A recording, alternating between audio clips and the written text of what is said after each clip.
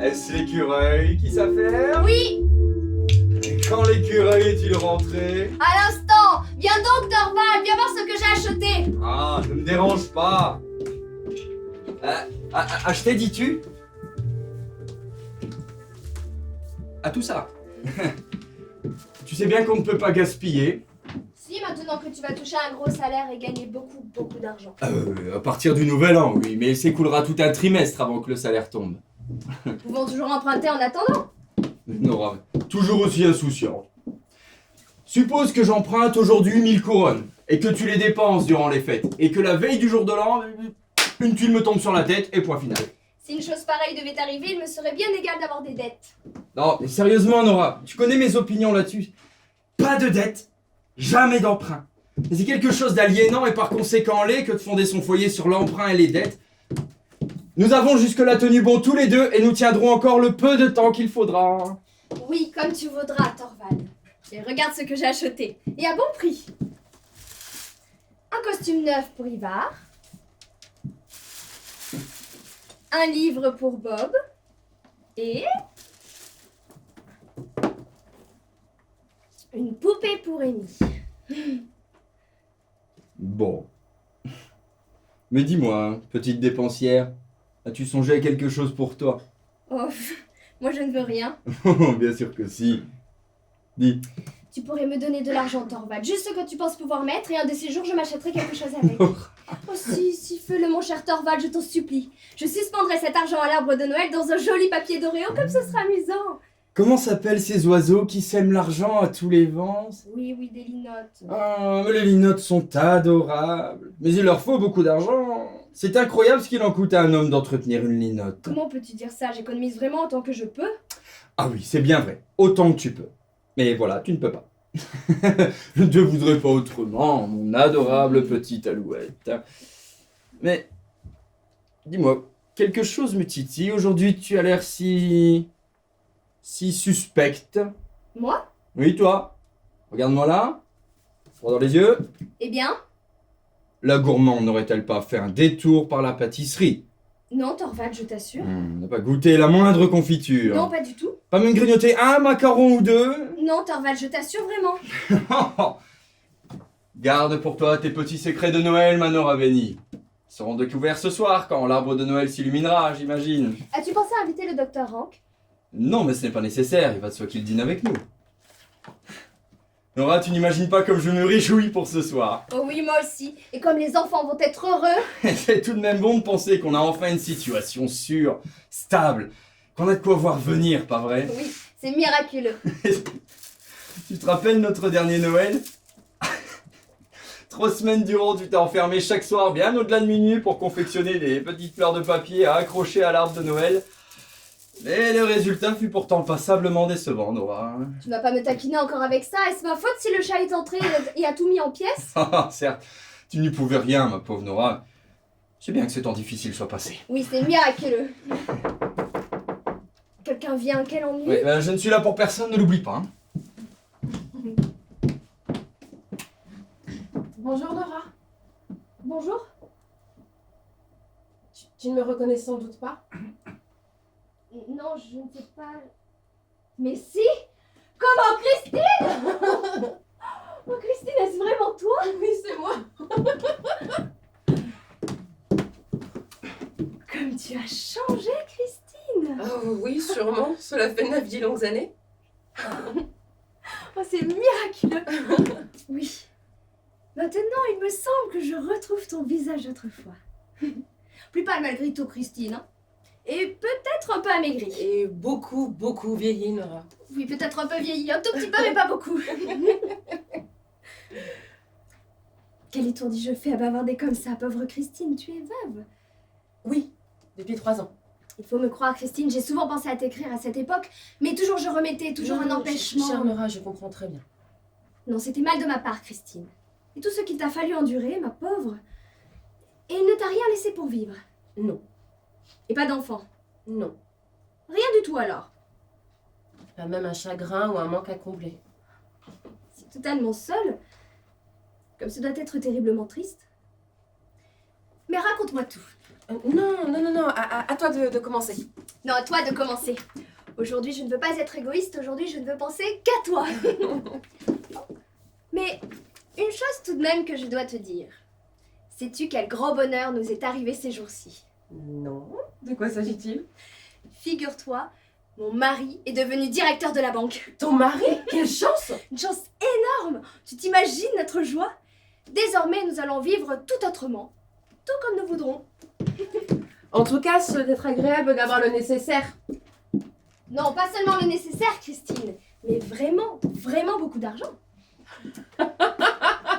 Nora, tu n'es toujours pas raisonnable. À l'école, déjà, tu étais une grande dépensière. Torvald prétend que je le suis encore. Mais Nora n'est pas aussi folle que vous pensez. En vérité, notre situation n'était pas telle que je puisse gaspiller. Nous avons dû travailler tous les deux. Ah, toi aussi? Oui, de menus travaux, crochet, broderie, ce genre-là. Tu sais sans doute que Torvald est tombé malade à mourir. Les médecins ont estimé qu'un séjour en Méditerranée s'imposait. Oui, et vous êtes resté toute une année en Italie. Oui, ça n'a pas été facile. Mais ce voyage fut miraculeux. Il a sauvé la vie de Torvald. Mais il a coûté beaucoup, beaucoup d'argent. Moi, je peux bien l'imaginer. 4800 couronnes, c'est beaucoup d'argent. Et en pareille occasion, c'est une grande chance de les avoir. Pour tout te dire, c'est papa qui nous les a donnés. Ah bon? C'est à cette époque-là que ton père est mort, il me semble. Oui, à cette époque précisément. Mon cher gentil papa. Je sais que tu l'aimais beaucoup. Et donc, vous êtes parti pour l'Italie. Oui, un mois plus tard. Les médecins nous pressaient. Et ton mari est revenu complètement guéri. Oui, en pleine forme. Mais le docteur, Comment?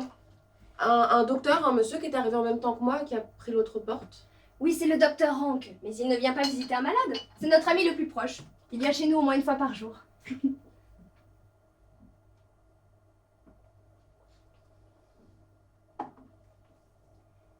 Dis-moi, c'est vrai que tu n'aimais pas ton mari? Pourquoi l'as-tu épousé alors? Ma mère était clouée au lit et sans soutien. Et j'avais aussi à m'occuper de mes 2 jeunes frères. Et j'ai pensé qu'il n'était pas défendable de repousser sa demande. Non, tu as eu raison sans doute. Il était donc riche à l'époque. Oui, il était plutôt aisé. Mais quand il est mort, tout est parti. Et tout a périclité. Et alors? Eh bien, ces 3 dernières années furent pour moi comme une seule et longue journée de labeur ininterrompue. Maintenant, tout est fini, Nora. Ma pauvre mère s'en est allée et les garçons ont un travail de quoi subvenir à leurs besoins. Tu dois être soulagée. Non. Seulement indiciblement vide. Plus personne pour qui vivre. C'est pourquoi je t'ai donné plus là-bas, dans ce trou perdu. Ici, il me sera plus facile de trouver quelque chose à faire qui occupe mes pensées. Si seulement j'avais la chance d'avoir un poste fixe, un travail de bureau. Christine, c'est terriblement fatigant. Et tu as déjà l'air si fatiguée. Non, ce serait beaucoup mieux pour toi si tu pouvais aller en cure. Je n'ai pas de papa qui puisse m'offrir l'argent du voyage, Nora. Ne m'en veux pas. Chère Nora, c'est à toi de ne pas m'en vouloir. Le pire dans une situation comme la mienne, c'est l'amertume qu'elle sécrète au-dedans. On est voué à personne et pourtant, on est forcé de remuer ciel et terre.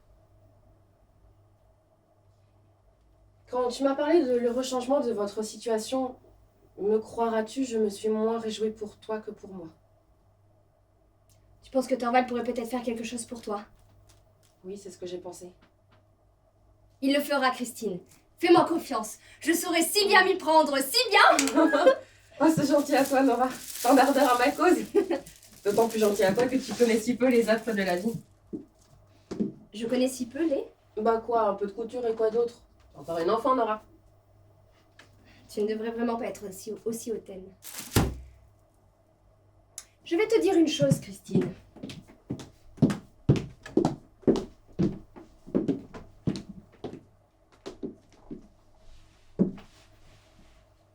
C'est moi qui ai sauvé la vie de Thorvald. Toi? Sauvé? Comment sauvé? Je t'ai parlé du voyage en Italie. Thorvald n'aurait pas survécu s'il ne s'était pas rendu là-bas. Oui, et ton père vous a prêté l'argent nécessaire. C'est ce que pensent Thorvald et tous les autres, oui. Mais Papa ne nous a pas donné un sou. C'est moi qui me suis procuré l'argent. toi, une somme pareille? 4800 couronnes. Qu'est-ce que tu dis de ça? Mais où les as-tu trouvées, Nora? Ah là là. Car emprunter, tu ne pouvais pas. Ah bon? Mais pourquoi pas? Ah non, une épouse peut contracter un emprunt sans l'accord de son mari. Il n'est pas dit que j'ai emprunté l'argent. Je peux bien l'avoir eu d'une autre manière. Je peux bien l'avoir eu d'un admirateur, quand on est un tant soit peu attirante comme moi. Nora, aurais-tu agi inconsidérément? Est-ce inconsidéré de sauver la vie de son mari? Ce serait, il me semble, inconsidéré d'avoir à son insu. Il ne fallait surtout pas qu'il le sache. Il ne fallait pas même qu'il sache la gravité de son état. C'est à moi que les médecins sont venus dire que sa vie était en danger et que seul pourrait le sauver un séjour dans le sud. Crois-tu que je n'ai pas d'abord essayé de ruser? Je lui disais qu'il serait agréable pour moi de faire un voyage à l'étranger. Je pleurais, je suppliais, et puis j'ai même suggéré qu'il pourrait faire un emprunt. Mais là, il était au bord de la colère, Christine. Il disait qu'il était du devoir d'un mari de ne pas céder aux caprices et aux lubies. Oui, oui, pensais-je, mais je dois pourtant te sauver. Et j'ai trouvé une solution. Et ton mari n'a jamais su par ton père que l'argent ne venait pas de lui? Non, papa est mort quelques jours plus tard. Et depuis, tu ne t'es jamais confiée à lui? Non, pour l'amour du ciel, comment peut-il imaginer? Lui qui est si strict sur ce point. Et d'ailleurs, Thorvald, avec son amour-propre masculin, ce serait pénible et humiliant pour lui de savoir qu'il me doit quelque chose. Cela aurait bouleversé tous nos rapports. Notre foyer chaleureux ne serait plus ce qu'il est. Tu ne le lui diras jamais? Si, un jour peut-être, dans bien longtemps. Quand je ne serai plus aussi jolie. Là, il serait peut-être bon d'avoir quelque chose en réserve. Ta. Ce temps-là ne viendra jamais. Eh bien, Christine, que dis-tu de mon grand secret? Ne suis-je pas bonne moi aussi à quelque chose? Crois-moi, cette affaire m'a valu bien des soucis.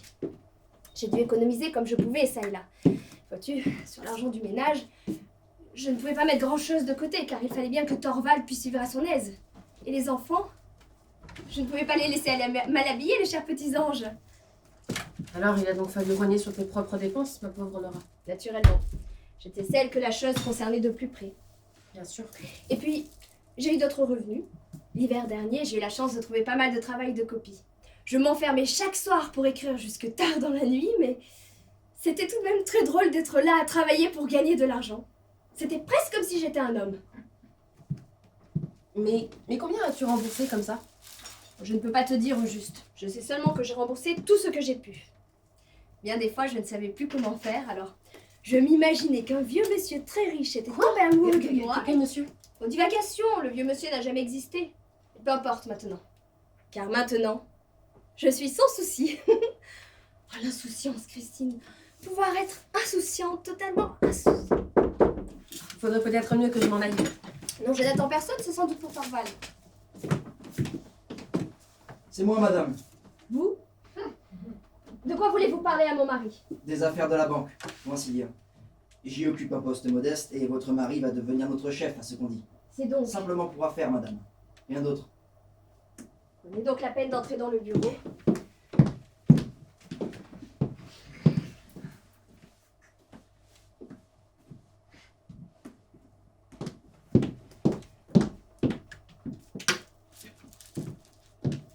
Nora, qui est cet homme? Un certain Krogstad, un avoué. C'est donc bien lui. Tu connais cet homme? Je l'ai connu jadis. Il a été pendant un temps clerc de notaire près de chez nous. Oui, c'est exact. Comme il a changé. Il a été, je crois, très malheureux en ménage. Maintenant, il est veuf, n'est-ce pas? Avec beaucoup d'enfants. Il trempe dans tout sorte d'affaires, dit-on. Je ne sais pas, c'est bien possible, mais ne parlons pas d'affaires, c'est si ennuyeux. Non, non, je ne veux pas vous déranger, je préfère entrer un instant chez ta femme. Oh, pardon, je vous dérange aussi. Pas le moins du monde. Le docteur Hank, Madame Linde. Tiens. On entend souvent votre nom dans cette maison. Je crois que je vous ai dépassé dans l'escalier en arrivant. Oh oui, sûrement, je supporte mal cet effort. Ah, rien pourri en dedans. Plutôt surmené. Ah, rien d'autre. Ainsi vous êtes venu en ville pour vous reposer en courant les fêtes. Je suis venue en ville pour chercher du travail. Serait-ce un remède efficace contre le surmenage? Ah bah, il faut bien vivre, docteur. Oui, le commun des mortels trouve ça nécessaire. Voyons, docteur Hank, vous aussi vous tenez à la vie. Bien sûr que j'y tiens. Et si misérable que je sois, je veux être à la torture le plus longtemps possible. Tous mes patients sont dans le même cas. Et il en va de même pour ceux qui sont pourris moralement. Venez. Il y a précisément dans ce bureau un cas de ce genre. Que voulez-vous dire? Il y a là un homme, madame, que vous ne connaissez pas, qui est pourri à la racine. Mais lui aussi affirme que vivre est de la plus haute importance. Ah, et de quoi voulait-il donc parler avec Thorvald? Et je ne sais pas, j'ai juste entendu qu'il était question de banque. Je ne savais pas que cet avoué, ce Krogstad, avait quelque chose à voir avec la banque. Si, on doit lui procurer une sorte d'emploi. Je ne sais pas si par chez vous aussi, il se trouve des gens prompts à courir en tout lieu pour dénicher la pourriture morale.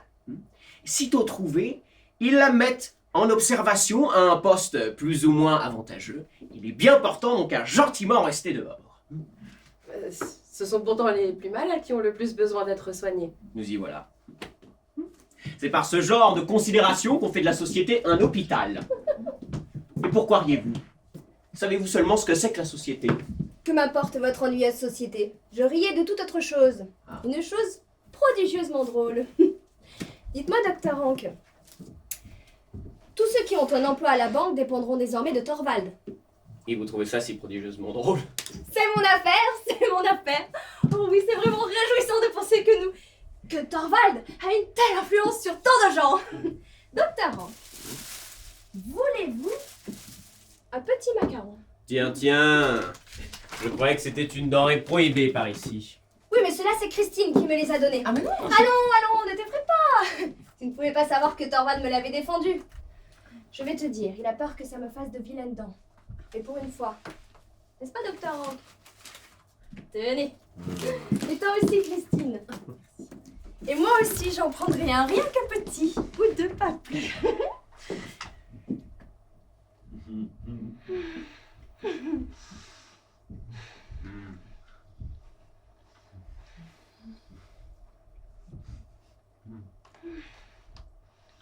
Oui. Maintenant, je suis prodigieusement heureuse. Maintenant, il n'y a plus qu'une seule chose au monde dont j'aurai prodigieusement envie. Eh bien, qu'est-ce que c'est? C'est une chose que j'ai prodigieusement envie de dire, en sorte que Thorvald l'entende. Et pourquoi ne pas le dire? Je n'ose pas, c'est si grossier. Grossier?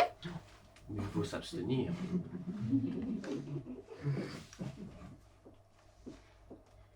Mais à nous, vous pouvez bien.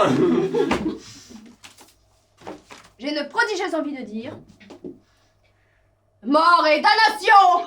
Mais voyons, Mais Nora! vous êtes folle! Tiens, le voilà, dites-le lui!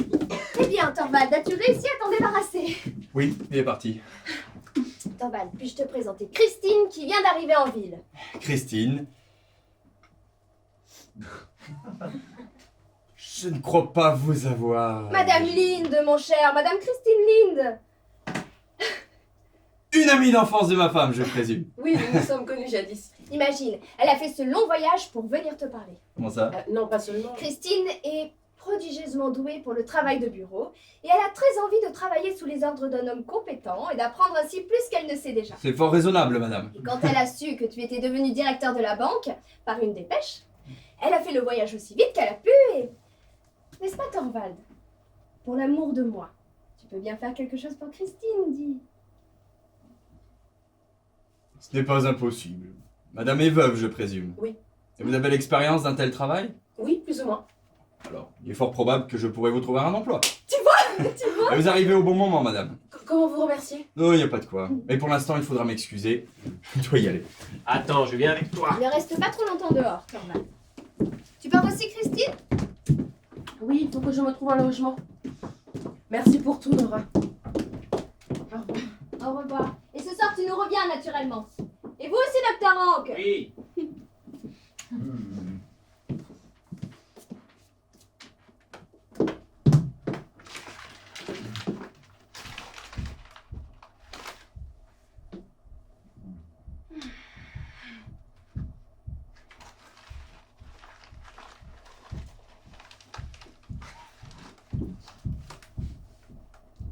Excusez-moi, Madame Elmer. Que voulez-vous? Pardon, la porte d'entrée était entrouverte. On aura oublié de la fermer. Mon mari n'est pas là, Monsieur Krogstad. Je sais. Alors que voulez-vous? Parlez un peu avec vous. Aujourd'hui. Mais nous ne sommes pas encore le 1er du mois. Non. Nous sommes à la veille de Noël. Et il ne tient qu'à vous de passer un joyeux Noël. Que voulez-vous? Je ne peux absolument pas aujourd'hui. Vous avez bien un petit instant. Mais oui, certainement, Bien. encore que... J'ai vu votre mari descendre dans la rue avec une dame. Et alors? Permettez-moi de vous poser une question.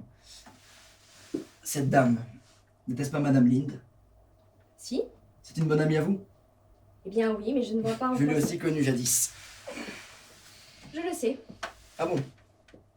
Vous êtes au courant? C'est bien ce que je pensais. Dans ce cas, permettez-moi d'être abrupte.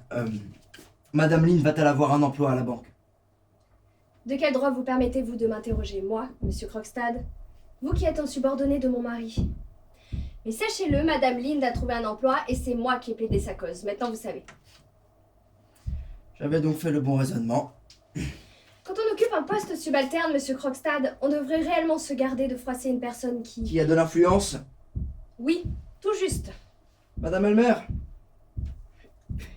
auriez-vous l'obligeance de faire en sorte que je conserve ma position subalterne à la banque?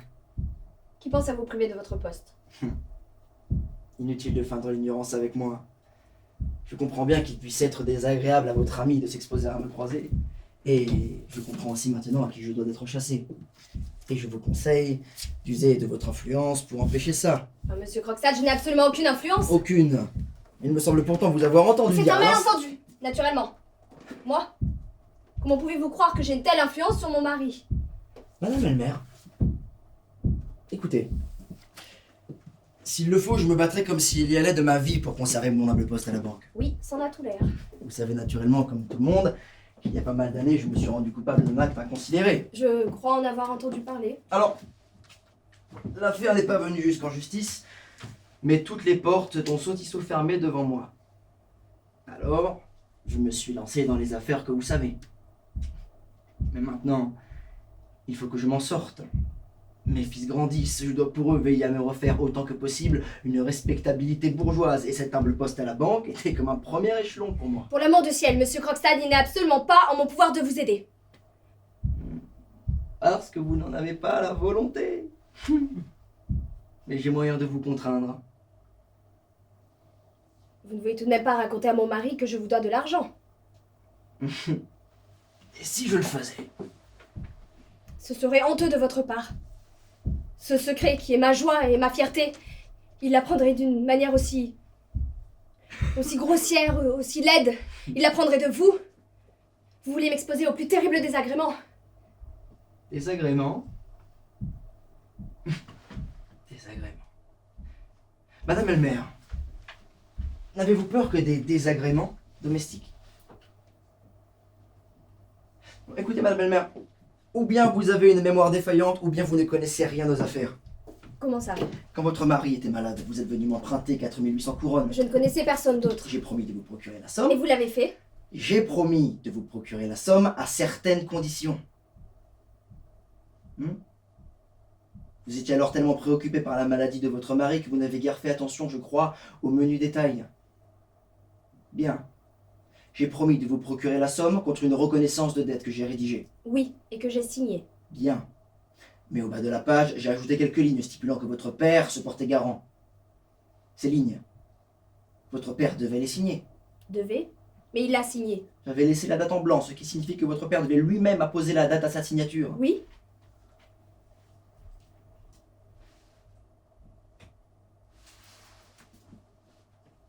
C'était sans doute une période difficile pour vous, madame. En effet. Votre père était très malade, je crois. Sur le point de mourir. Mort peu après? Oui. Dites-moi, madame Elmer, vous souvenez-vous par hasard du jour de la mort de votre père? La date exacte, je veux dire. Papa est mort le 29 septembre. Parfaitement exact.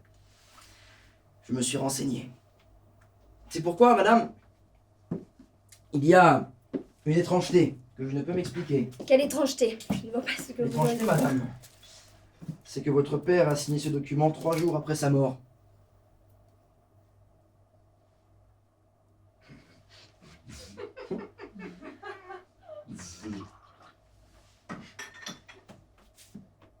Pouvez-vous m'expliquer ça? C'est bien votre père qui a signé, madame.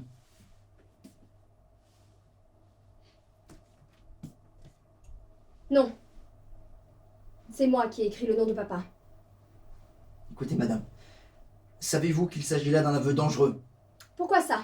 Vous aurez bientôt votre argent. Puis-je vous poser une question? Pourquoi n'avez-vous pas envoyé ce papier à votre père? C'était impossible. Je ne pouvais pas lui dire, malade comme il était, que la vie de mon mari était en danger. Ce voyage devait sauver la vie de mon mari. Madame Elmer, écoutez, vous n'avez manifestement pas une idée claire de la faute que vous avez commise, et je peux vous l'assurer, ce n'était ni mieux ni pire que ce que j'ai fait jadis.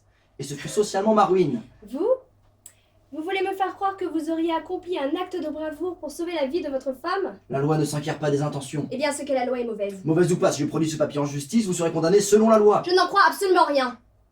Une fille n'aurait pas le droit d'épargner à son vieux père à l'agonie inquiétude et angoisse? Une femme n'aurait pas le droit de sauver la vie de son mari? Je ne connais pas bien la loi, mais je suis sûre qu'il y est dit quelque part que cela est permis. Et vous ignorez ça? Vous qui êtes avocat? Vous devez être un bien mauvais juriste, monsieur Krogstad. C'est possible. Mais pour des affaires, les affaires, comme celle qui nous lie, vous admettrez tout de même que je m'y connais. Bien. Faites comme il vous plaira, madame Elmer. Mais croyez-moi, si je suis chassé une seconde fois, vous me tiendrez compagnie.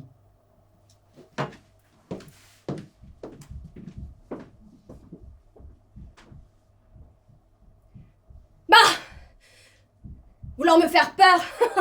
Je ne suis pas naïve à ce point. Mais... non. C'est impossible. Je l'ai fait par amour. L'abominable individu. Ta. N'y plus penser. L'arbre de Noël sera superbe. Je ferai tout ce qu'il te plaira, Thorvald. Je chanterai pour toi, je danserai pour toi. Oh, tu es de retour déjà. Oui. Il est venu quelqu'un? Ici? Non. C'est étrange, j'ai vu Krogstad passer le portail. Ah mais oui, c'est vrai, Krogstad est passé par ici un Nora. instant. Je le vois à ton visage. Il est venu te prier de parler en sa faveur. Oui, Et tu devais faire comme si cela venait de toi.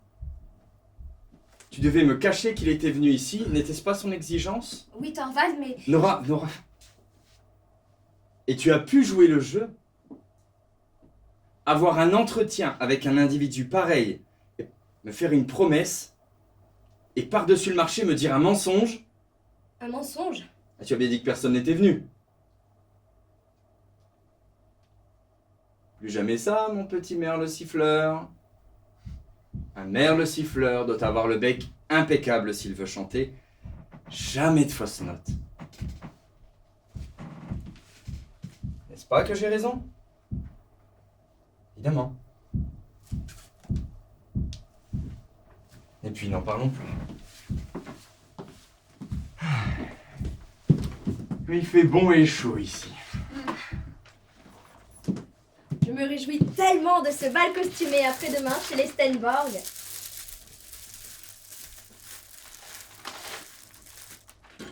Es-tu très occupé, Thorvald? Oh, C'est quoi ce papier? les affaires de banque. Déjà? J'ai convaincu l'ancienne direction de me donner les pleins pouvoirs pour entreprendre les changements nécessaires dans l'organisation du personnel et des services. Voilà pourquoi ce pauvre Krogstad. Mhm. Oh, quel éclat ce papier! Dis Thorvald, est-ce vraiment si grave ce que Krogstad a commis? Défaut en écriture.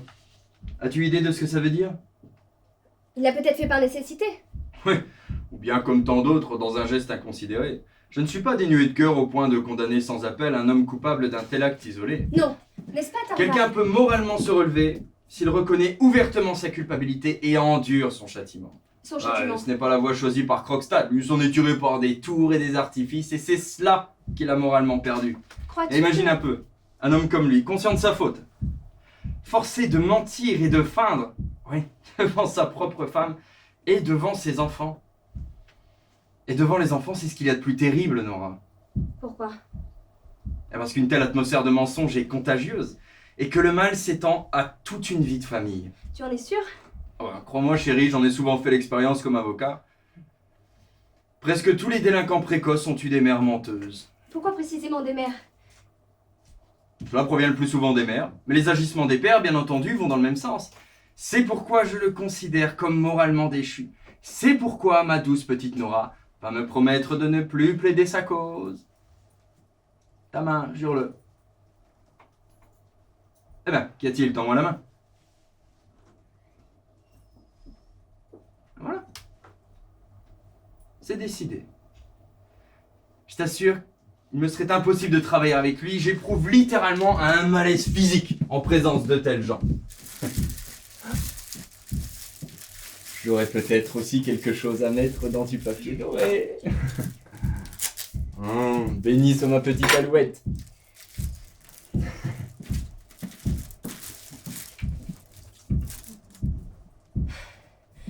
Oh quoi? C'est impossible. Il faut que ce soit impossible.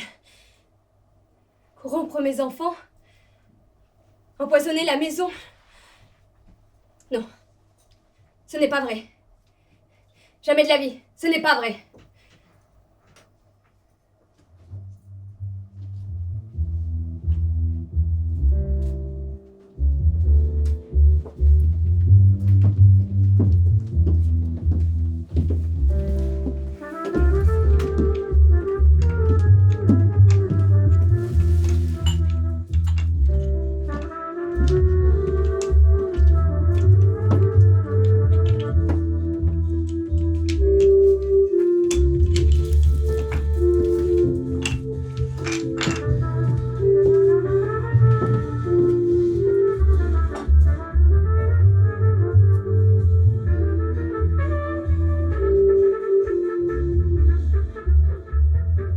Quelqu'un vient.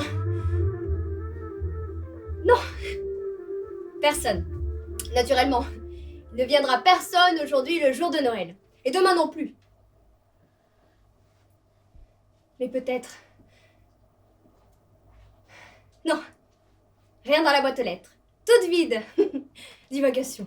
Il ne le fera pas, naturellement. Ça ne peut pas m'arriver une chose pareille. C'est impossible. J'ai mes 3 enfants. Si j'osais sortir, si... Seulement personne n'arrivait, si rien ne venait entre-temps... Divagation.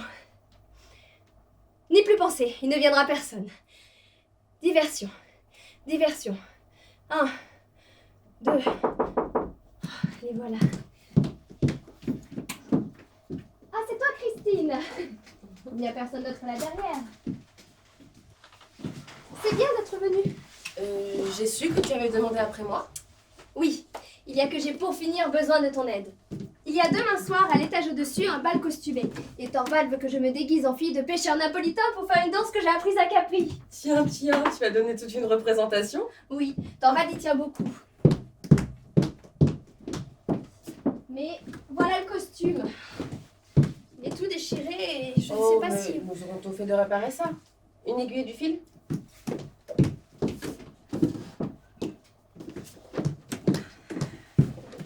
Que c'est gentil à toi. Alors demain, tu vas te déguiser. Tu sais quoi? Je passerai brièvement te voir dans ton costume. Ah, j'en ai oublié de te remercier pour l'agréable soirée d'hier. Bon, hier, j'ai trouvé que ce n'était pas aussi agréable que d'habitude. Tu aurais dû venir en ville un peu plus tôt, Christine. Thorvald sait très bien rendre la maison accueillante. Non, bah toi aussi, je pense. Tu n'es pas pour rien la fille de ton père. Mais dis-moi, le docteur Rank est-il toujours aussi déprimé qu'hier? Hier, c'était manifeste, mais il souffre d'une très grave maladie. Une affection de la moelle épinière, le pauvre. Je vais te dire, son père était un répugnant personnage qui avait des maîtresses et j'en passe. C'est pourquoi le fils a dès l'enfance contracté la maladie. Tu comprends? Et le docteur Rank vient ici tous les jours? Tous les jours. C'est le meilleur ami de jeunesse de Thorvald et c'est aussi mon ami. Mais dis-moi, cet homme est-il pleinement sincère? Je veux dire, ne cherche-t-il pas à flatter les gens? Au contraire. D'où te vient cette idée? Hier, quand tu m'as présenté, il a assuré qu'il avait souvent entendu mon nom dans la maison. Mais par la suite, j'ai remarqué que ton mari n'avait aucune idée de qui j'étais. Alors du coup, je me demande comment le docteur Rank peut Oui, la savoir... remarque est très juste, Christine. Thorvald tient à moi d'une manière inexprimable. Il me veut pour lui tout seul, comme il dit. Les premiers temps, il en était presque jaloux de m'entendre nommer une personne chère de mon entourage. Alors naturellement, j'ai cessé. Mais avec le docteur Rank, j'en parle souvent parce qu'il est disposé à m'écouter, vois-tu? Écoute, Nora, à bien des égards, tu es encore une enfant. Je suis pas simplement plus âgée que toi et j'ai un peu plus d'expérience. Laisse-moi te dire une chose. Tu devrais mettre fin à tout ça avec le docteur Rank. Mettre fin à quoi? À bien des choses, il me semble. Hier, tu parlais d'un riche générateur à qui tu pouvais prendre de l'argent. Oui, un qui n'existe pas, malheureusement. Et alors? Le docteur Rank a-t-il de la fortune? Oui, il en a. Personne à sa charge? Non. Et il vient Personne. ici tous les jours? Comme tu le sais. Comment un homme distingué peut-il être aussi intrusif? Je ne te comprends Mais pas. Nora, à quoi confondre? Crois-tu que j'ignore à qui tu as emprunté les 4800 couronnes? As-tu perdu la tête? Comment peux-tu l'imaginer? Un ami à nous qui vient ici tous les jours, quelle terrible et pénible situation ce serait? Et d'ailleurs, si je parlais au Mais- docteur Rank... Tu ne le feras pas, bien entendu. Non. Bien entendu, je n'imagine pas que cela puisse devenir nécessaire. Mais je suis sûre d'une chose. Si je parlais au docteur Dans Rank, le dos de ton mari? il faut que je m'en sorte avec l'autre. Ça aussi, je l'ai fait dans son dos. Oui, Quand on paie tout ce qu'on doit, on vous rend votre reçu, n'est-ce pas? cela va de soi. Et alors on peut le déchirer en 100 000 morceaux et le brûler, ce sale papier répugnant. Nora, tu me caches quelque chose. Il s'est passé quelque chose depuis hier matin. Nora, qu'est-ce qui se passe? Dis-moi. Christine, Thorvald vient de rentrer. Va t'installer chez les enfants. En attendant, il ne supporte pas l'affût d'un dé à coudre. Oui, mais je ne partirai pas d'ici avant d'avoir eu avec toi une franche discussion. Comme je t'ai attendu, Était-ce Thorvald. la couturière? Non, c'était Christine. Ah oui. Elle m'aide à remettre mon costume en état. Crois-moi, je vais faire de l'effet. Oui, j'ai eu la bonne idée, n'est-ce pas? Oui, superbe. Mais ne suis-je pas gentille aussi de te complaire? Gentil. De complaire à ton mari. Petite folle, je sais bien que ce n'est pas ce que tu voulais dire. Et je ne veux pas te déranger. Tu as ton essayage, je suppose. Thorvald. Oui. Si ton petit écureuil te priait instamment d'une chose, Quoi donc? le ferais-tu? Ah, bien entendu, d'abord, je dois savoir ce que c'est. L'écureuil ferait toutes les cabrioles si tu voulais être gentil et indulgent. Nora, ne me dis pas que c'est ce dont tu m'as parlé hier. Si, Thorvald, je t'en supplie. Et tu as l'audace de revenir sur le sujet. Oui, oui, il faut me complaire. Il faut que tu laisses Krogstad en poste à la banque. Ma chère Nora, ce poste, je le destine à Madame Lind. Oui, c'est extrêmement gentil de ta part, mais tu n'as qu'à renvoyer un autre employé au lieu de Krogstad. Oh, quelle incroyable obstination. Oui, parce que tu as fait la promesse irréfléchie de plaider sa cause, mais il Non, ce faudrait n'est que... pas pour ça, Thorvald. C'est dans ton propre intérêt. Cet homme écrit dans les plus méchants journaux. C'est toi-même qui l'as dit. Il peut te faire énormément de tort. J'ai une peur mortelle de lui. Eh, je comprends. Ce sont de vieux souvenirs qui t'effraient. Que veux-tu dire? Tu penses bien sûr à ton père. C'est ça. Rappelle-toi ce que des gens malveillants ont écrit dans les journaux sur le compte de papa et les ignobles calomnies répandues. Ma petite Nora, il y a une différence notoire entre ton père et moi. Ton père n'était pas un fonctionnaire irréprochable, moi je le suis. C'est ce que de méchantes langues peuvent inventer. Alors que nous pourrions être si bien, heureux, tranquilles, insouciants dans notre paisible foyer. C'est pourquoi je te prie sincèrement. Et justement, ton insistance fait qu'il m'est impossible de le garder. On sait déjà à la banque que je veux licencier Krogstad. Alors si le bruit courait maintenant que le nouveau directeur dans la banque change d'avis sous l'empire de sa femme, Et alors? mais peu importe bien entendu, pourvu que la petite obstinée obtienne ce qu'elle veut. Et je me rendrai ridicule aux yeux de tout le personnel. Et de plus, il y a un fait qui rend impossible la présence de Krogstad à la banque tant que je serai directeur. Lequel? C'est une connaissance de jeunesse. Nous nous tutoyons. Et cet homme dénué de tact ne cherche pas même à le cacher quand d'autres sont présents. Au contraire, il croit que cela l'autorise à prendre avec moi un ton familier et il tranche de tout à chaque instant avec ses tu. Toi, Elmer, oh, je t'assure que ça m'est extrêmement pénible. Thorvald, tu ne penses pas un mot de ce que tu dis, ce sont des considérations mesquines. Comment ça, mesquin? Tu me trouves mesquin? Non, Thorvald, au contraire, c'est justement... Oui, peu importe, pourquoi- tu considères mes motifs comme mesquins, donc il faut sans doute que je le sois aussi. Mesquin, vraiment. Eh ben, il faut en finir pour de bon. Que vas-tu faire? Prendre une décision. Hélène, postez-moi ça. Ah, ma petite femme entêtée. C'est quoi cette lettre? Le licenciement de Krogstad. Retiens-la! Tu m'entends? Retiens-la, tu ne mesures pas les conséquences pour nous tous! Trop tard. Il le faut, ma Nora chérie. Advienne que pourra.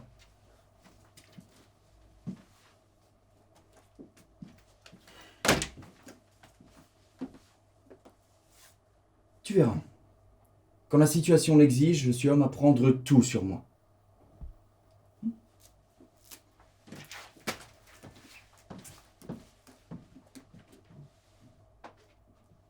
Il est capable de le faire. Il l'a fait. Il l'a fait malgré tout. Non, impossible. Tout mais pas ça. Du secours, une issue. Le docteur Hank. Tout mais pas ça. N'importe quoi mais pas ça.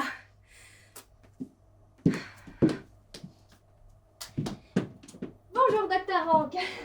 J'ai reconnu votre façon de toquer. N'entrez pas chez Thorvald, je crois qu'il est occupé. Et vous? Pour moi, vous le savez, pour vous, j'ai toujours du temps. Merci. J'en profiterai. Tant que je le pourrai. Que voulez-vous dire tant que vous le pourrez? Oui. L'expression vous effraie? Eh bien, c'est que l'expression est étrange. Il devrait se passer quelque chose. Il va se passer ce que je prévois depuis longtemps. Et je n'imaginais pas que ça viendrait si vite. Qu'avez-vous appris, docteur Hank? Il faut me le dire.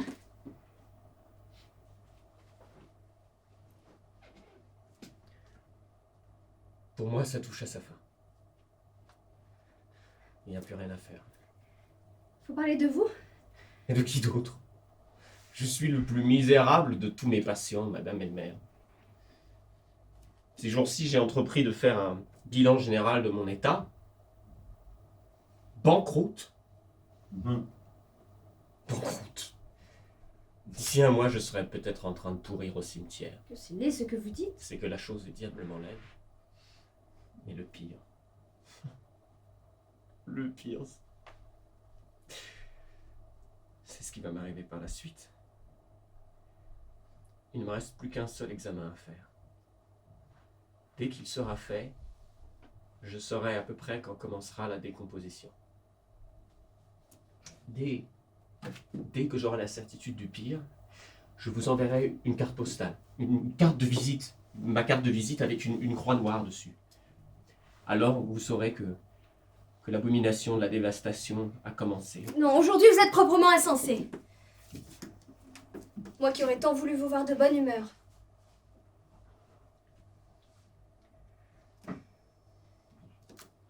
Soyons joyeux.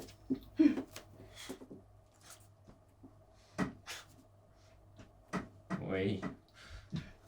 Oui. Ma foi. Il n'y a rien d'autre à faire que rire. Ma pauvre innocente colonne vertébrale doit souffrir à cause de la joyeuse vie menée par mon lieutenant de père.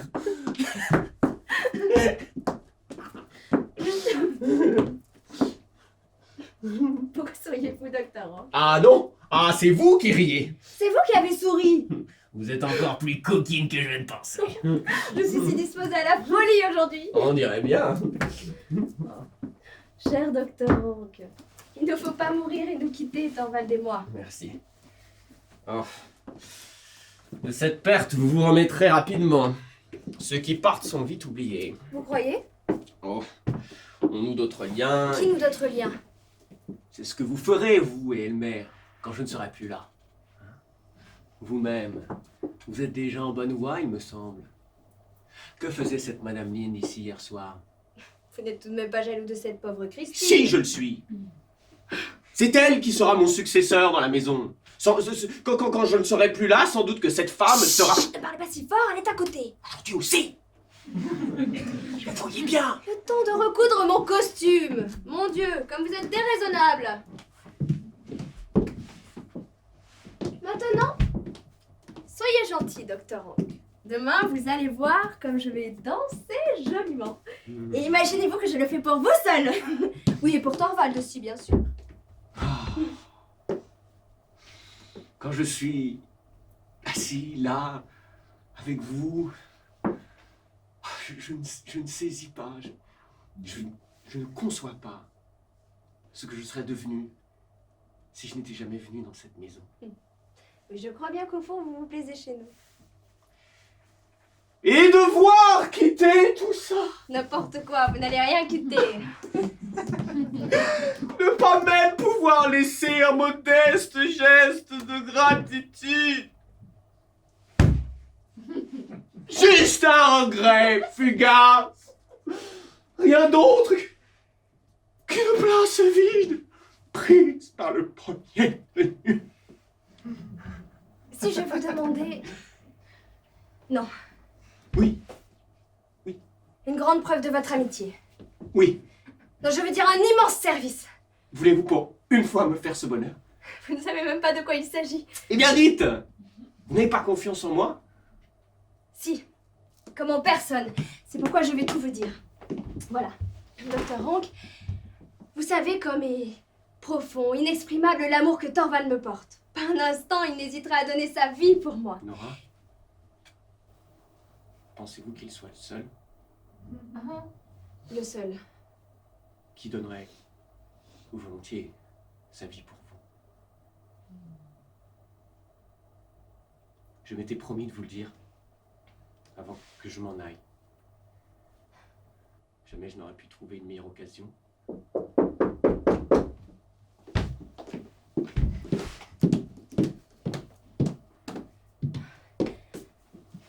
Quelque chose qui ne va pas? Tout va bien. C'est mon nouveau costume. Je l'ai commandé et il ne faut surtout pas que Thorvald le sache. Ah ah! Le voilà, le grand secret! Soyez tranquille, il ne m'échappera pas!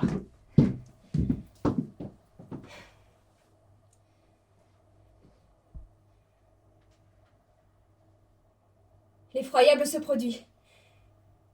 Advient malgré tout. Non, ça ne peut pas se produire. Ça ne doit pas se produire. Parlez bas, mon mari est là. Et alors, c'est égal. Que voulez-vous? Un renseignement. Dépêchez-vous, de quoi s'agit-il? Vous savez certainement que j'ai reçu ma lettre de licenciement. Je n'ai pas pu l'empêcher, monsieur Krogstad. J'ai défendu votre cause jusqu'au bout, mais enfin. Votre mari a donc si peu d'amour pour vous. Il sait à quoi je peux vous exposer et nonobstant il ose. Comment pouvez-vous imaginer qu'il sache? Certes, je n'imaginais pas non plus. Ça ne ressemble guère à mon bon Thorvald Elmer de se montrer courageux. Monsieur Krogstad, j'exige du respect pour mon mari. À l'évidence. Tout le respect qui lui est dû. Qu'est-ce que vous me voulez? Simplement voir comment vous allez, Madame Elmer. Un encaisseur pinailleur, quelqu'un comme moi, a aussi ce qu'on appelle du cœur, voyez-vous. Montrez-le. Pensez à mes enfants. Vous et votre mari, avez-vous pensé au mien?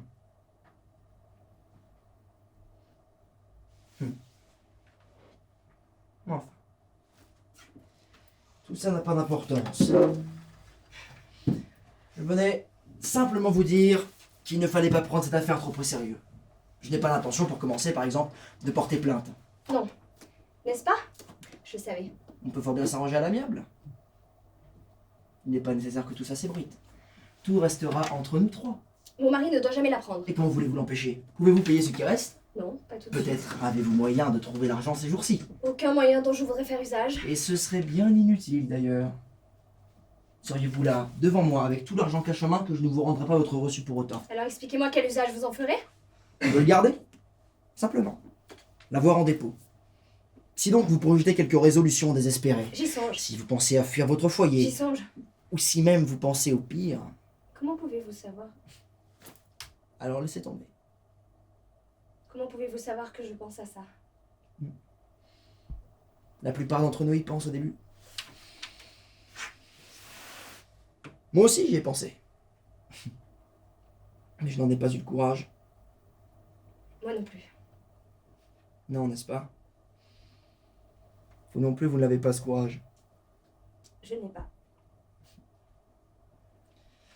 Ce serait une grosse bêtise d'ailleurs. Une fois le premier orage conjugal passé. Et j'ai dans la poche une lettre pour votre mari. Où tout est dit? En termes aussi retenus que possible. Cette lettre ne doit pas lui parvenir. Déchirez-la, je trouverai un moyen d'avoir l'argent. Pardon madame, je crois vous avoir dit à l'instant. Je ne parle pas de l'argent que je vous dois. Faites-moi savoir quelle somme vous exigez de mon mari et je trouverai l'argent. Mais je n'exige pas d'argent de votre mari. Qu'exigez-vous alors? Je vais vous le dire, madame. Je veux me reconstruire. Je veux réussir. Depuis 1 an et demi, je n'ai pas commis la moindre faute et aujourd'hui on me chasse. Alors je veux réintégrer la banque et avoir un poste plus élevé. Votre mari doit créer ce poste pour moi. Il ne le fera jamais. Il le fera, je le connais. Il ne sera jamais rechigné. Maintenant vous êtes prévenue, madame. Ne faites pas de bêtises. Dès que votre mari aura reçu ma lettre, j'attends sa réponse. Et rappelez-vous, c'est votre mari qui me contraint à user de tels moyens. Je ne lui pardonnerai jamais. Adieu, madame.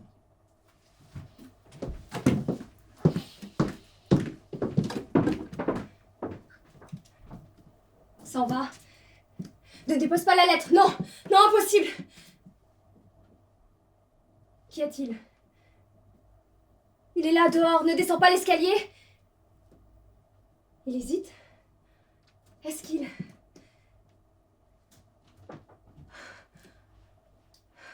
Dans la boîte. Elle y est. Thorvald. Thorvald, nous sommes perdus. Voilà. Je ne vois plus rien à reprendre. Christine. Qu'est-ce qui t'arrive? Tu as l'air bouleversée. Dans la boîte aux lettres, la lettre de Krogstad. Nora, c'est Krogstad qui t'a prêté l'argent? Mais tu ne sais pas tout, j'ai commis un faux. Pour l'amour du ciel! Je ne dirai rien de plus, Christine. Maintenant, le miracle aura lieu. Le miracle? Oui, Christine, le miracle, mais il ne faut pas qu'il ait lieu. C'est terrifiant, il ne faut pas qu'il ait lieu pour rien au monde. Je vais parler sur le champ. Non, n'y va pas. Il va te faire du mal. En d'autres temps, il aurait volontiers fait n'importe quoi pour moi. Oui? Où loge-t-il? Nora? Qu'y a-t-il? Que me veux-tu?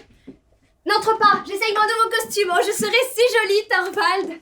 Il habite tout près d'ici, au coin de la rue, mais à quoi bon? La lettre est dans la boîte. Il faut que Krogstad récupère la lettre avant qu'elle soit lue. Il faut qu'il trouve un prétexte. Occupe Thorvald, je reviens aussi vite que je peux.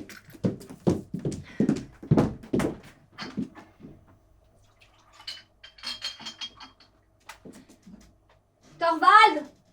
Eh bien, Est-on enfin autorisé à pénétrer dans son propre salon? Viens, Rome, nous allons voir. Et qu'est-ce qui se passe? Ramp m'a fait miroiter une grande scène en costume. C'est ce que j'ai compris, mais j'ai dû me tromper. Oui, personne ne pourra m'admirer dans toute ma splendeur avant demain. Tu as l'air épuisé, monsieur. Tu as trop répété? Non, je n'ai pas répété encore. Mais il le faudrait pourtant. Hein. Il le faudrait absolument, mais je n'arriverai à rien sans ton aide, j'ai tout oublié. Nous allons vite rafraîchir ta mémoire. Occupe-toi enfin de moi, Thorvald, tu me le promets? Ce soir, tu dois te consacrer entièrement à moi. Plus de dossiers en main, plus de stylo, hein. Tu me le promets, mon cher Thorvald? Et je te le promets, ce soir je serai entièrement à toi. Petite chose en détresse. Mais d'abord, Où vas-tu? Je vais voir s'il y a du courrier. Non! N'y va pas! Je ne danserai pas demain si je ne répète pas avec toi. Je veux danser. Volontiers. Très volontiers, puisque tu le désires.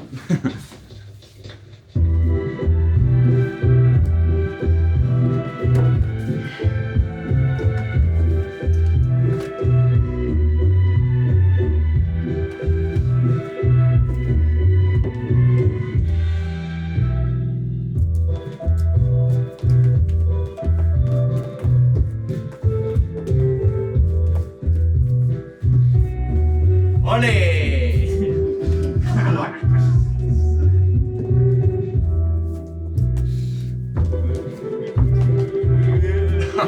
Plus lentement.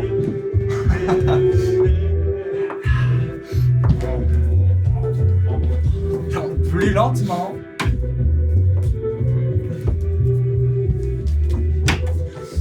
Non, mais moins de fougue, Nora.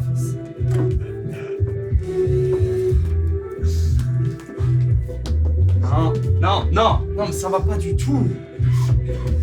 Laisse-moi l'accompagner. Ouais, vas-y, comme ça je pourrais mieux la diriger.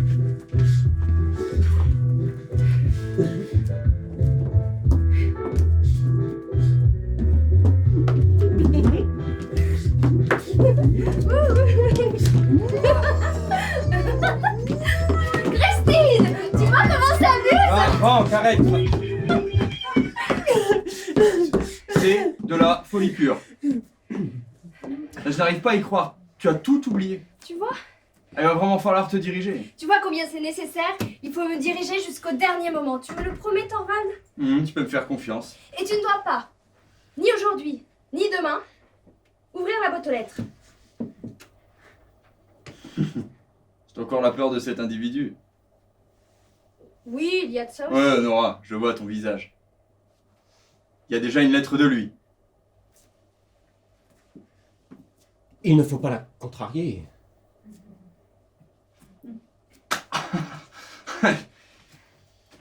L'enfant aura ce qu'il veut. Mais demain soir, quand tu auras dansé... Là, tu seras libre.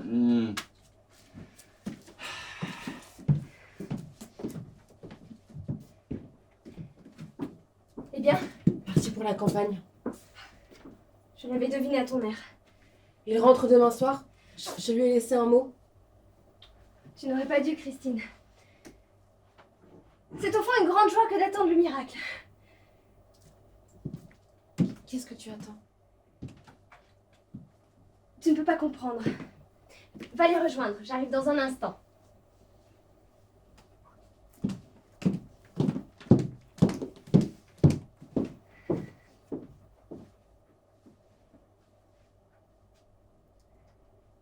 « 5 heures. 7 heures encore jusqu'à minuit. Puis 24 heures jusqu'à minuit prochain. Alors la danse sera passée.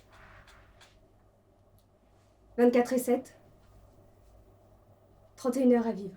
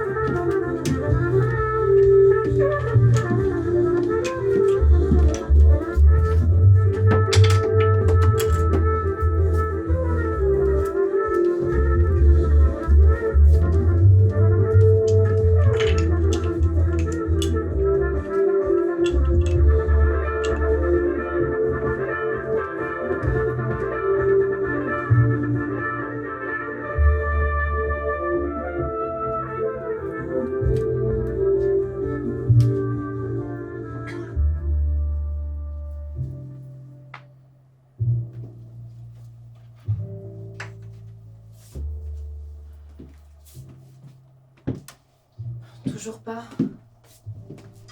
Pourtant, il est grand temps. Pourvu qu'il n'ait pas... Entrez, je suis seule. J'ai trouvé chez moi un mot de vous. Qu'est-ce que cela signifie? Il faut absolument que je vous parle, Krogstad. Ah. Et il faut absolument que ce soit ici, dans cette maison. Chez moi, c'était impossible. Venez, la maison d'or, les Elmer sont au bal au-dessus. Tiens. Il danse ce soir? Réellement? Oui? Quoi d'étonnant? Oh, rien. Krogstad, nous avons à nous parler tous les deux. Et aurions-nous encore des choses à nous dire?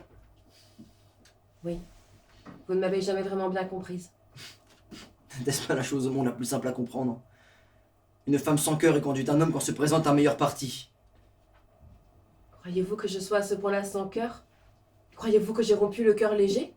En ce cas, pourquoi m'avoir écrit comme vous l'avez fait? Je ne pouvais pas faire autrement. Puisque je devais rompre avec vous, j'avais le devoir d'anéantir en vous tout sentiment pour moi. C'était donc cela. Et cela simplement faute d'argent. Mais n'oubliez pas que j'avais une mère impotente et deux jeunes frères.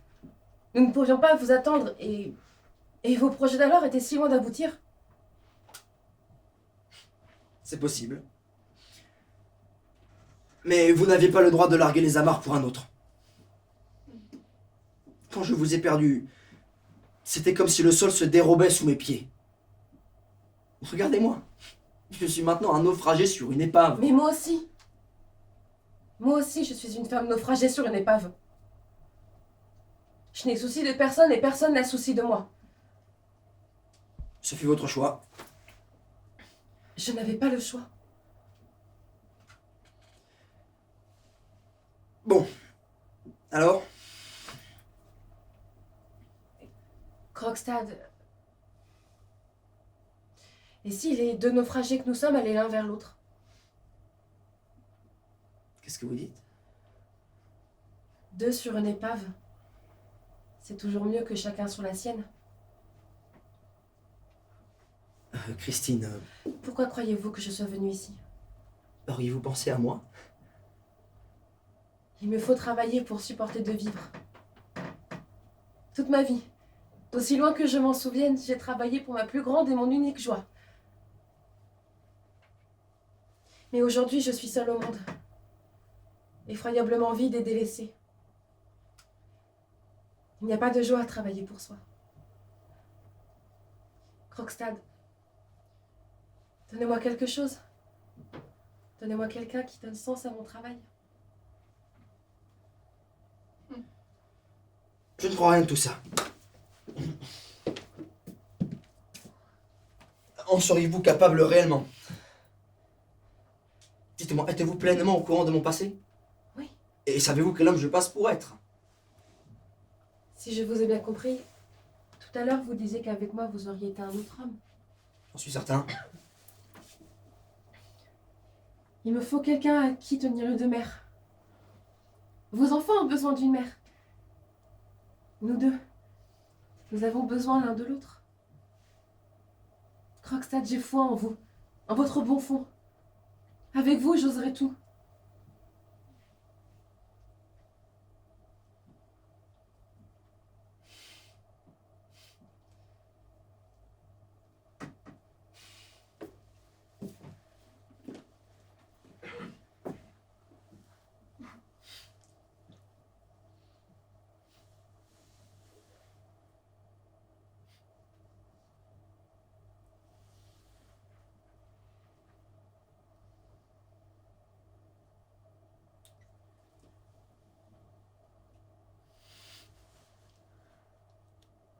Merci.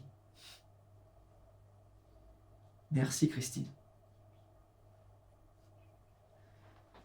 Maintenant, je saurai me relever aux yeux du monde.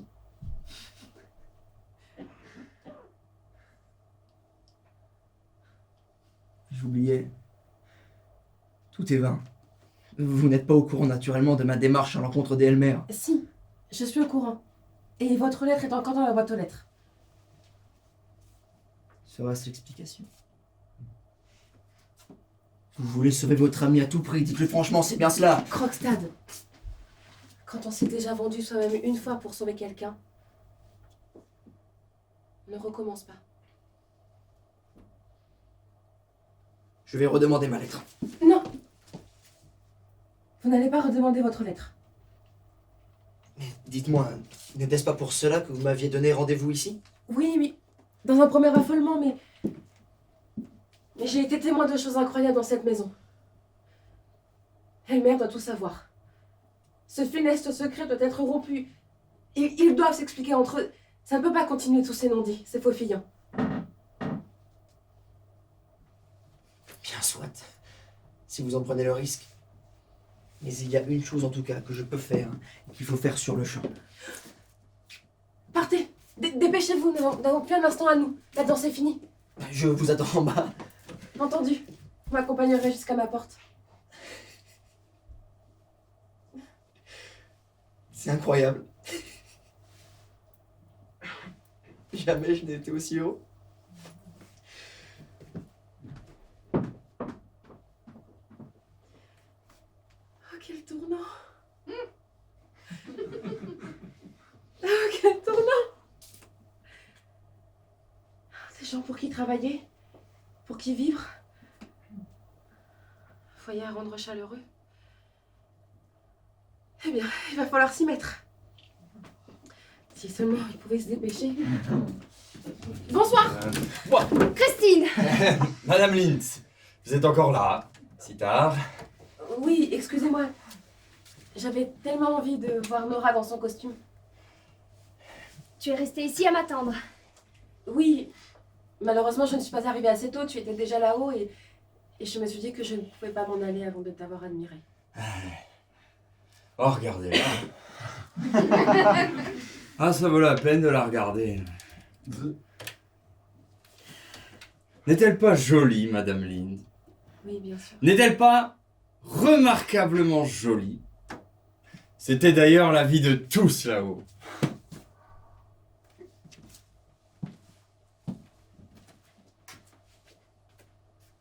Mais terriblement têtue. Têtue. Eh bien, Je lui ai parlé. et alors? Il faut tout dire, Nora. Je le savais. Tu n'as rien à craindre de Krogstad. Mais il faut parler. Je ne parlerai pas. Alors la lettre parlera pour toi. Merci, Christine. Je sais maintenant ce qu'il me reste à faire. Alors, madame, l'avez-vous admiré? Et je vais vous souhaiter une bonne nuit maintenant. Bonne nuit, Nora. Ne sois non plus entêtée. Ah, bien parlé, Madame Lee. Bonne nuit, monsieur le directeur. Rentrez bien. Bonne nuit. Bon, j'aurais volontiers, mais vous n'avez pas loin à marcher. Bonne nuit, bonne nuit. Enfin, on finit par la mettre à la porte. Mais elle est terriblement ennuyeuse, cette femme. Et as-tu remarqué combien Rank était gai ce soir? Ah, il était gai? Ouais. Je ne sais pas, je n'ai pas eu l'occasion de lui parler. Ah, moi presque pas non plus. Mais il y a longtemps que je ne l'ai vu de si bonne humeur. La jeune femme, ravissante et délicieuse. Regarde pas comme ça, Thorvald. Je ne regarderai pas mon bien le plus précieux. Bien, toute cette splendeur qui est à moi. Moi seul, à moi tout entière.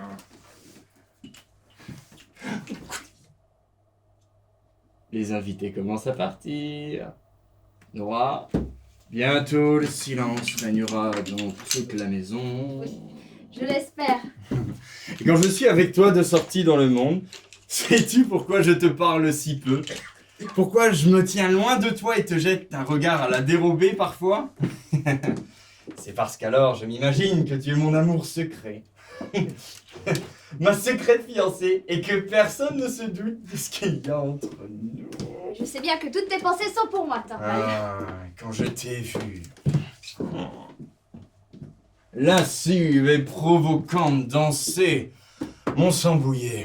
Je n'y tenais plus. C'est pourquoi je t'ai ramené si tôt. Va-t'en, laisse-moi, Torvald, je ne veux pas. Tu te moques de moi, petite Nora.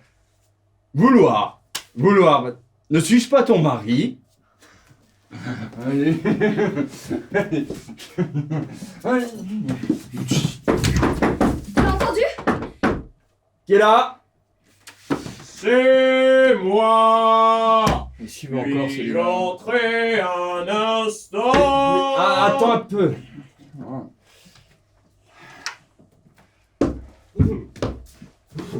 Oui, c'est gentil à toi de ne pas passer devant notre porte sans frapper. On est bien. On est heureux. Que c'est chaleureux chez vous. Oh, tu n'avais pas l'air malheureux non plus, là. Ah, éminemment bien. Et pourquoi ne pas jouir de tout en ce monde? Ah, le vin. Le vin était excellent.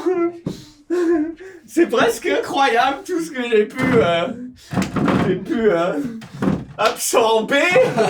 Torvald aussi a beaucoup bu ce soir. Il est toujours si drôle après. Bon, Dites-moi, docteur Hank, vous avez sans doute procédé à quelque analyse scientifique aujourd'hui. tiens, la petite Nora elle parle d'analyse scientifique. Oui, exactement. Et peut-on vous féliciter du résultat? Le meilleur pour le patient comme pour le médecin, la certitude. La certitude. La certitude absolue. Ne pouvais-je pas m'accorder une bonne soirée après ça? Dites, quel costume aurons-nous, vous et moi, à la prochaine mascarade? Oh, petite folle. Tu songes déjà à la prochaine. Vous et moi, vous serez en porte-bonheur. Va-t'en trouver un costume qui puisse représenter ça. Laisse ta femme paraître comme elle est dans la vie. Oh. Ah, ça c'est vraiment fort bien dit. Mais toi, sais-tu comment tu seras? Hein? Pour la prochaine mascarade, je serai l'homme invisible. Oh, voilà une idée. Mais j'oubliais pourquoi je suis venu. Elmer, donne-moi un cigare. Oh.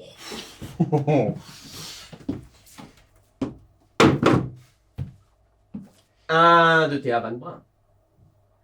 Oh.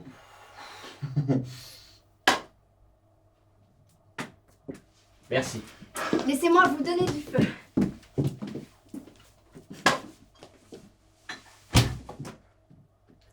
Merci bien. Et maintenant, adieu. Adieu, adieu, cher ami. Dormez bien, docteur Hank.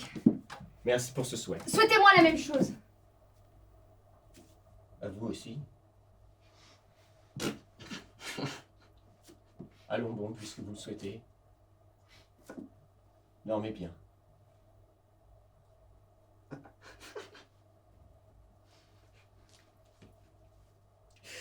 Merci pour le feu.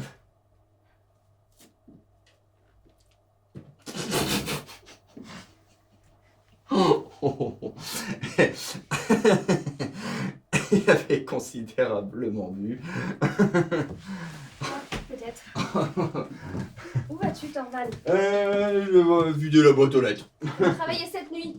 Oh, tu sais bien que non. Regarde, il y en a un paquet. La lettre. Qu'est-ce que c'est, là? Et une carte de visite de Rank. Du docteur Hank. Hein? Regarde. Et une croix noire au-dessus du nom. Oh, la plaisanterie est sinistre, c'est comme s'il nous faisait part de son propre décès. C'est ce qu'il fait. Quoi? Oui, si cette carte est là dans la boîte, c'est que... Il a pris congé de nous. Il va s'enfermer et mourir.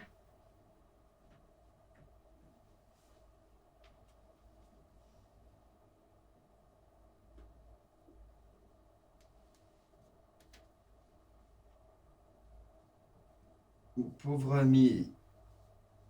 Et il se cache comme une bête blessée.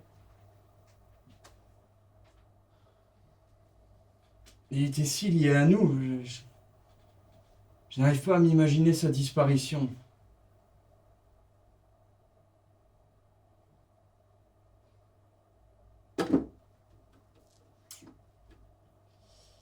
Maintenant, nous voilà tous les deux. Seul à seul.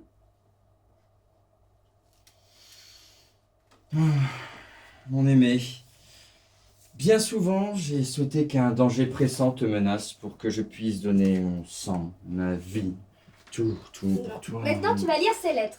Non, pas ce soir. Je veux être près de toi, mon aimé. Avec en tête la mort de ton ami. Tu as raison. Cela nous a secoués tous les deux. Ok. Quelque chose de laid s'est immiscé entre nous. Il faudra nous en délivrer. En attendant, retirons-nous chacun chez soi. Bonne nuit, Thorvald. Bonne nuit, mon alouette. Dors bien, Nora. Je vais lire ces lettres.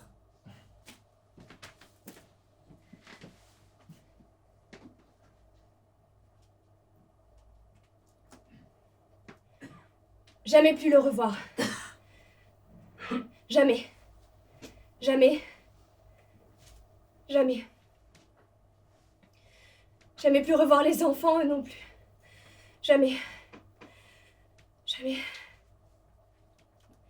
Oh, l'eau noire et glacée, oh, cette chose sans fond, cette... Maintenant, il la prend. Maintenant, il la lit. Non.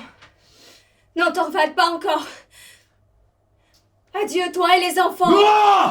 C'est quoi ça? C'est tout ce qu'il y a dans cette lettre? Oui, je le sais, laisse-moi partir. Non. Laisse-moi sortir. Où veux-tu aller? Vrai? C'est vrai ce qu'il écrit? Non. Non, c'est impossible que ça puisse être C'est vrai. vrai, je t'aimais plus Oh, que tout. trêve de niaiserie! Thorvald, Malheureuse, qu'est-ce que tu as fait là? laisse-moi partir. Tu ne prendras pas sur toi ma faute, tu n'emporteras Non, pas le... non, non, fini la comédie. Tu vas rester là et me rendre des comptes. Comprends-tu ce que tu as fait là? Réponds-moi, comprends-tu? Je commence à le comprendre parfaitement. Durant ces 8 années, elle qui était ma joie, ma fierté, une hypocrite, une menteuse, c'est pire encore, criminelle, une laideur abyssale recouvre tout. J'aurais dû me douter que ce genre de choses arriverait. J'aurais dû le prévoir, la légèreté de ton père, son absence de principe. Tais-toi! T'en as hérité! Pas de religion, pas de morale, pas de sens du devoir. Tu as détruit tout mon bonheur, tout mon avenir, tu l'as anéanti! Et ainsi, je peux couler, moi! Je peux sombrer par le fond à cause d'une femme sans principe! Quand j'aurai quitté ce monde, tu Oh, mais pas de grandiloquence! À quoi ça me servirait que tu quittes ce monde comme tu dis? Strictement rien. Il peut toujours ébruiter l'affaire. Et s'il le fait, on croira peut-être que j'étais derrière tout ça! Que je t'y ai poussé! Comprends-tu ce que tu m'as fait? Je peux le concevoir tant c'est incroyable. Mais tâchons de retourner la situation. Enlève ton châle. Lève-le, te dis-je! Hein? Il faut lui donner satisfaction d'une manière ou d'une autre. Il faut étouffer l'affaire à tout prix. Tu resteras donc ici, ça va de soi. Mais les enfants, je t'interdis de les élever. J'ose plus te les confier. Être obligé de dire ça à celle que j'ai tant aimée et qu'encore maintenant. Ah, tout est fini, il le faut. Il s'agit plus de bonheur désormais. Il s'agit seulement de sauver les restes, les débris, les apparences. Qu'est-ce que c'est? Si tard serait déjà le comble de l'horreur. Mais casse-toi, Nora! Dis que tu es malade!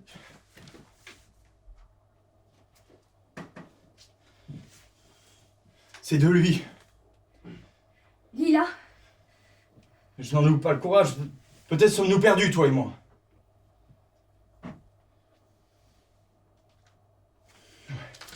Faut que je sache.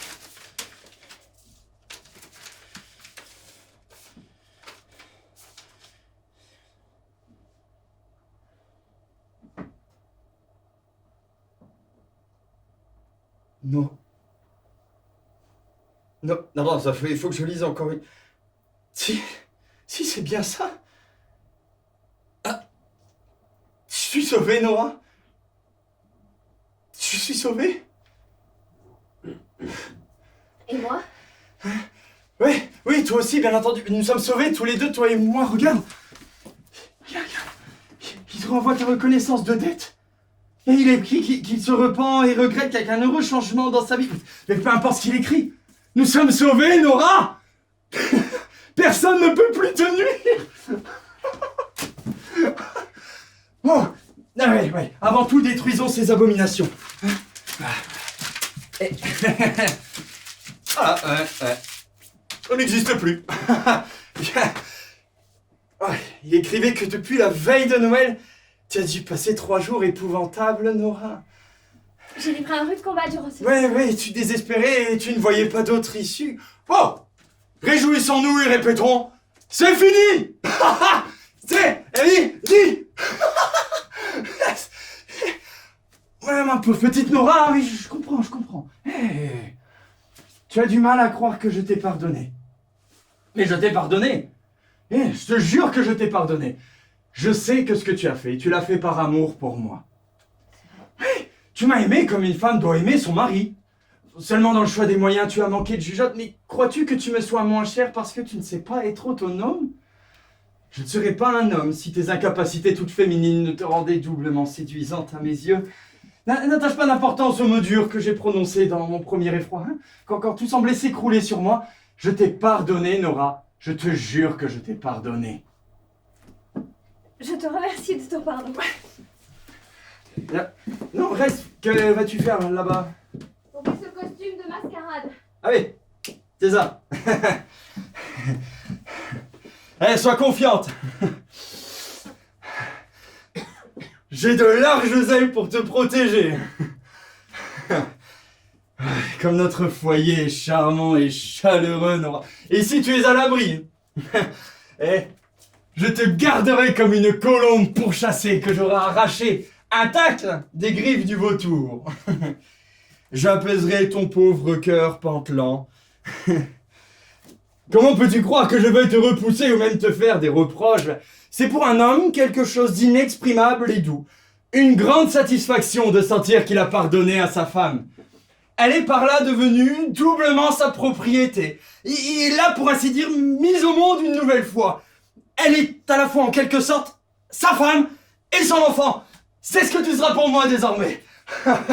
Oh, pauvre créature indécise et désarmée. T'inquiète de rien, Nora. Ne t'inquiète de rien. Mais qu'y a-t-il? Tu t'es rhabillé? Oui, Thorvald, je me suis rhabillée. Oui, mais pourquoi maintenant, si tard? Il n'est pas si tard encore. Assis-toi, nous avons à parler. Nora, qu'y a-t-il cette Assieds-toi. expression? Ce sera long, j'ai beaucoup de choses à te dire.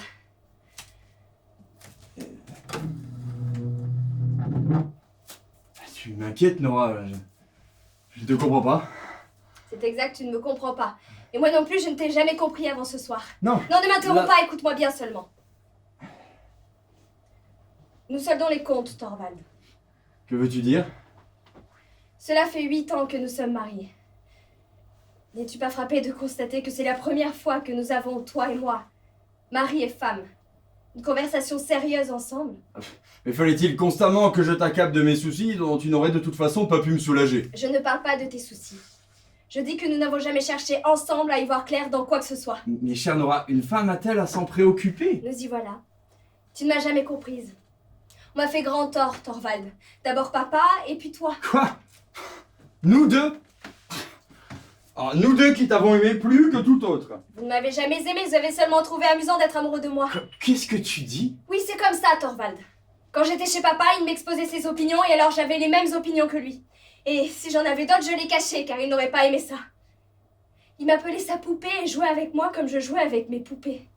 Et puis je suis venue chez toi. Ouais, avec de curieuses expressions pour parler de notre mariage. Je veux dire, des mains de papa, je suis passée dans les tiennes. Tu as tout arrangé à ton goût et j'ai fini par avoir le même goût que toi. Ou je faisais semblant, je ne sais plus. Papa et toi, vous avez grandement péché contre moi. C'est votre faute si je ne suis bonne à rien. Nora, Tu es absurde et ingrate. N'as-tu pas été heureuse ici? Seulement gai. Tu as toujours été si gentil avec moi, Thorvald. Mais notre maison n'a été rien d'autre qu'un espace de jeu. Ici, j'étais ton épouse de chiffon, ta poupée, comme j'étais la poupée de papa.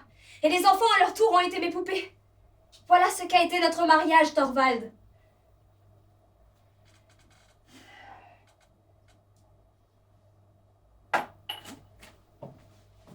Il y a du vrai dans ce que tu dis, même si tu exagères outrageusement. Mais désormais, il en sera autrement. Le temps des jeux est passé, maintenant vient le temps de l'éducation. L'éducation de qui? La mienne ou celle des enfants? Mais la tienne et celle des enfants, Nora. Thorvald, tu n'es pas homme à faire l'éducation de ton épouse. C'est toi qui dis cela? Et comment serais-je préparée, moi, à faire l'éducation des enfants? Nora. Ne le disais-tu pas toi-même? Cette tâche, tu n'oses pas me la confier? C'était sous le coup de la colère. Comment peux-tu m'en faire grief? C'était fort bien dit de ta part. Cette tâche est au-dessus de mes forces. Il me faut d'abord accomplir une autre tâche. Je dois faire ma propre éducation. Et tu n'es pas homme à pouvoir m'y aider. Je dois être seule pour cela. C'est pourquoi je te quitte. Qu'est-ce que tu as dit? Non, tu es folle. Tu n'as pas le droit, je te l'interdis. Ne sert à rien de m'interdire quoi que ce soit désormais. J'emporte ce qui m'appartient en propre. De toi, je ne veux rien, ni maintenant, ni plus tard. Et à abandonner ton foyer, ton mari, tes enfants, et tu ne songes pas à ce que les gens vont Je dire. n'ai pas à m'en préoccuper. Je sais seulement que pour moi, c'est indispensable. C'est révoltant! Trahir ainsi tes devoirs les plus sacrés, tes devoirs envers ton mari et tes enfants. J'ai d'autres devoirs tout aussi sacrés. Non, tu n'en as pas. Quels autres devoirs? Des devoirs envers moi-même. Mais tu es d'abord et avant tout épouse et mère. Ça, je n'y crois plus. Je crois que je suis d'abord et avant tout un être humain, au même titre que toi. Ou en tout cas que je dois m'efforcer de le devenir. Je dois penser par moi-même et tâcher d'y voir clair. Tu ne vois donc pas clairement quel est ton rôle dans ton propre foyer. Mais n'as-tu pas en la matière un guide infaillible? N'as-tu pas la religion? Thorvald, je ne sais pas vraiment ce qu'est la religion. Qu'est-ce que tu dis? Quand j'aurai tout quitté et que je serai seule, j'examinerai aussi cette question-là. Si la religion ne peut pas te servir de guide, laisse-moi tout de même tarauder ta conscience, car tu as tout de même un sens moral. Je n'en sais rien, Thorvald. Je sais seulement que j'ai là-dessus une toute autre opinion que la tienne. Je découvre aussi que les lois ne sont pas ce que je croyais, mais que ces lois puissent être justes. Je n'arrive pas à l'admettre. Une fille n'aurait pas le droit d'épargner son vieux père mourant ou de sauver la vie de son mari. Je n'y crois pas. Tu parles comme une enfant. Tu ne comprends pas la société où tu vis. Non, c'est vrai. Mais maintenant je vais m'y mettre. Il faut que je sache enfin qui a raison. La société ou moi. Mais tu es malade, Nora. Je ne me suis jamais sentie aussi lucide, aussi sûre de moi que cette Et nuit. c'est lucide et sûr de toi que tu abandonnes ton mari et tes enfants. Oui, Alors il n'y a qu'une explication possible. laquelle? Tu ne m'aimes plus. Oui. C'est cela. Nora, Thorvald. Ça me fait tant de peine et tu as toujours été si gentil avec moi, mais je n'y peux rien. Je ne t'aime plus. et peux-tu m'expliquer comment j'ai perdu ton amour? Oui, je le peux. C'était ce soir, quand le miracle n'a pas eu lieu. Alors j'ai vu que tu n'étais pas l'homme que je croyais. Explique-toi, je ne comprends pas. Pendant que la lettre de Krogstad était là dans la boîte, pas un instant ne m'a traversé la pensée que tu puisses te plier aux conditions de cet individu. J'étais tellement certaine que tu lui dirais porter l'affaire à la connaissance de tous et qu'une fois la chose faite... Oui, et après? Après avoir livré ma propre femme à l'opprobre et à la honte? Une fois la chose faite, j'étais absolument certaine que tu allais t'avancer, tout prendre sur toi et dire c'est moi le coupable. Et Nora, Tu vas me dire que je n'aurais jamais accepté un tel sacrifice de ta part? Cela va de soi. Mais quel poids ma parole aurait-elle eu face à la tienne? Voilà le miracle que j'espérais, que j'attendais dans l'angoisse. Et c'est pour empêcher cela que j'ai voulu mettre fin à mes jours. pour toi j'aurais travaillé nuit et jour, Nora. Pour toi j'aurais tout supporté. Les soucis, la misère. Il n'y a personne qui sacrifie son honneur pour l'être qu'il aime. Des centaines de milliers de femmes l'ont fait. Tu penses et tu parles comme une idiote. Soit, mais toi tu ne penses ni ne parles comme l'homme que je pourrais suivre. Quand s'est envolée ta peur, non pas des menaces qui pesaient sur toi, mais sur moi, mais la peur de ce à quoi toi, tu t'exposais toi-même. Alors, ce fut comme s'il ne s'était rien passé. J'étais de nouveau ton alouette, Ta poupée que tu allais désormais porter dans tes bras en redoublant de précaution puisqu'elle est si frêle, si fragile. Thorvald, à cet instant précis, j'ai compris que depuis 8 ans, je vivais avec un étranger et que j'avais eu 3 enfants. Cette pensée m'est insupportable. Je voudrais me briser moi-même en 1000 morceaux.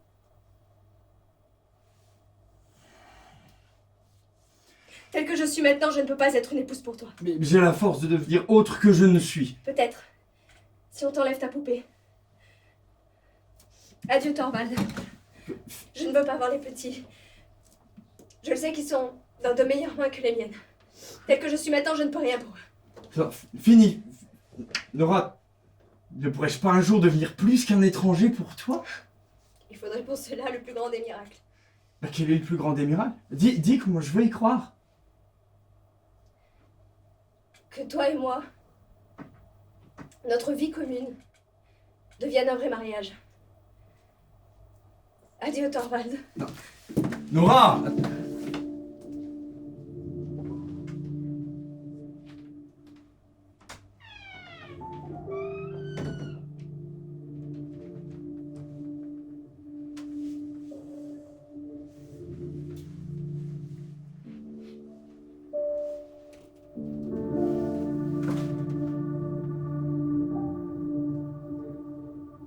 Vide.